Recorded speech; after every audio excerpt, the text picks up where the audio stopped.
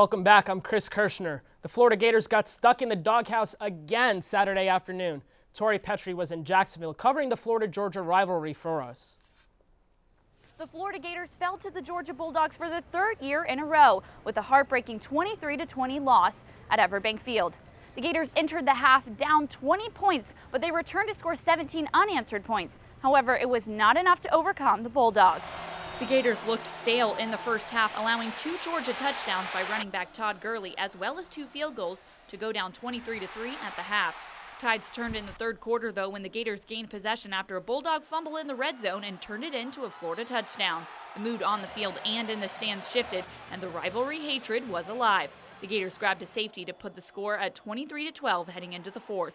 Tyler Murphy then brought the Gators within 3 with a rushing touchdown and a 2-point conversion to Clay Burton. But the Gator defense was unable to stop the Bulldogs' 8-minute drive to close out the game, sealing the score at 23-20.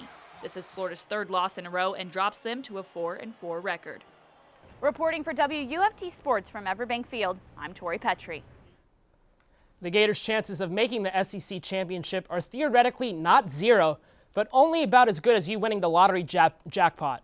Up next, the Gators host Vanderbilt for their homecoming game. Florida has beaten Vandy 22 straight times, but is taking nothing for granted. I mean, I wouldn't say that that would boost our confidence of playing a team that would beat 22 years in a row, just because we're not the same team as those other 22 teams. Kickoff for Saturday's homecoming game is set for noon.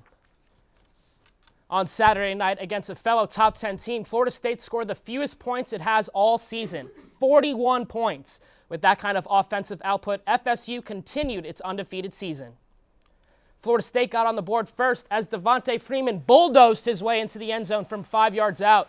Up 14-7 in the second, famous Jameis Winston dumped it off to Freeman, and he took care of the rest, hitting the turbo button, following his blockers, and eventually running into the paint for 6. FSU continued to roll, defeating Miami 41-14. In the NFL, the winless Buccaneers had a 21-0 lead in the second quarter against the Seahawks Sunday afternoon, and of course, they couldn't hold the lead. Late in the second, Bucs running back Mike James gets the handoff and jump pass. Somewhere in the world, Tim Tebow sheds a tear. Bucs up 21-0, but the Seahawks strike back. Down 7 late in the fourth, Russell Wilson finds Doug Baldwin to tie the game at 24 apiece. And we have free football. In overtime, Seattle kicker Steven Hauschka boots a 27-yard field goal for the 27-24 win. Bucs are now 0-8 on the season.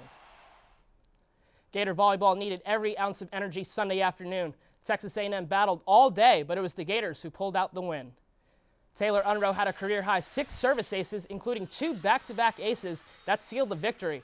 Match point, and Unroe drills it off the net, and the ball drops in Florida's favor. Florida moved its record to 22-2 on the year. And ladies, the Gator soccer team received some really good news today. Freshman Savannah Jordan was named SEC Offensive Player of the Year. She's actually the first freshman to win the award. Well, go Gators. Thanks for joining us, Chris. More news after the break. Stay with us.